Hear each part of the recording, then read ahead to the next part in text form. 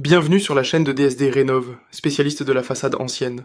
Aujourd'hui, je vous présente un sujet passionnant dans l'architecture, les modénatures de façade.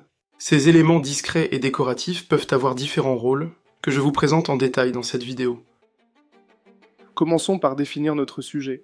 Le terme modénature nous vient de l'italien moda natura, qui peut notamment désigner une moulure. Les modénatures regroupent l'ensemble des décors et ornements intégrés sur une façade.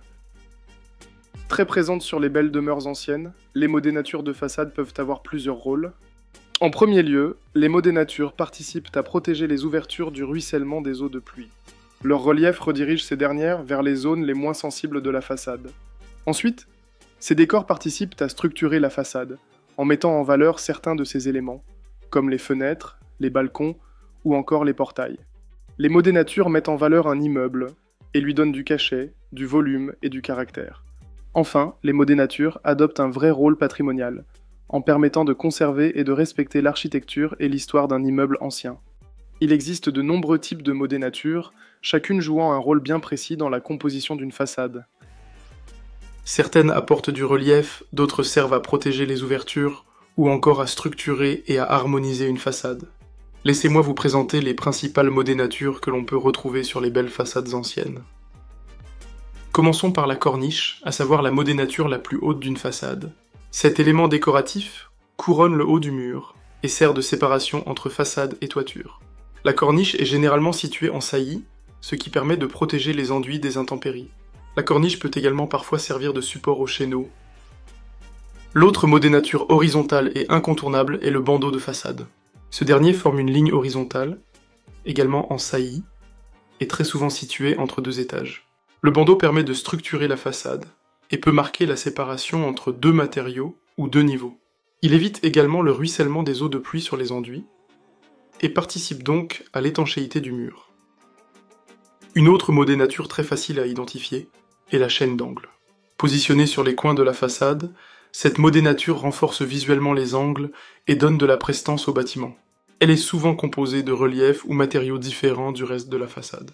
Les chaînes d'angle peuvent notamment être composées de pierres de taille, d'enduit et de stuc, ou encore de briques. Le pilastre est une modénature encore plus décorative, conçue pour habiller verticalement les murs extérieurs. Il s'agit d'une fausse colonne intégrée au mur, souvent composée en saillie. Le pilastre donne du rythme à la façade.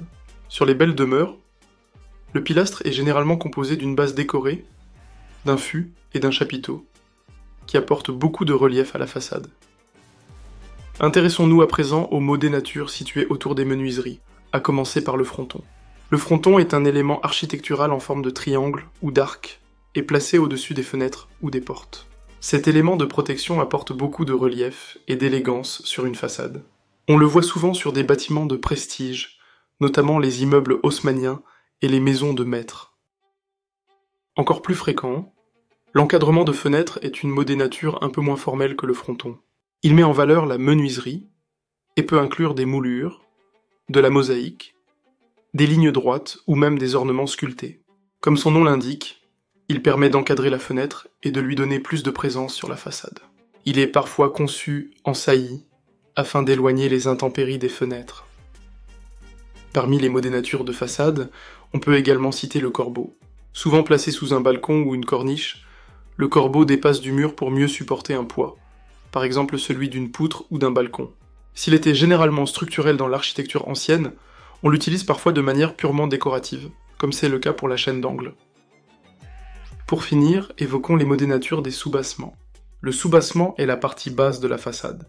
Il est très fréquent d'y ajouter du relief, des matériaux ou des couleurs différentes, à la fois pour des raisons décoratives et techniques. Les soubassements étant très exposés à l'humidité, ils doivent en effet être plus solides que le reste de la façade. Sur le bâti ancien, il est impératif de profiter d'un ravalement pour rénover ou restaurer les modénatures anciennes. Un ravalement peut aussi être l'occasion d'ajouter de nouvelles modénatures. Les décors d'une façade doivent alors être conçus sur plan, puis assemblés en atelier et montés sur la façade dans le cadre d'un ravalement. On notera que les modénatures se doivent d'être utilisées avec parcimonie, pour préserver l'harmonie générale d'une façade. Vous cherchez une entreprise de façade en mesure de restaurer ou de concevoir des modénatures de façade? Dans ce cas, DSD Rénov peut vous accompagner dans tous vos travaux de ravalement. Pour un devis gratuit, rendez-vous sur notre site. Et si ce genre de rénovation vous intéresse, n'hésitez pas à vous abonner à notre chaîne YouTube.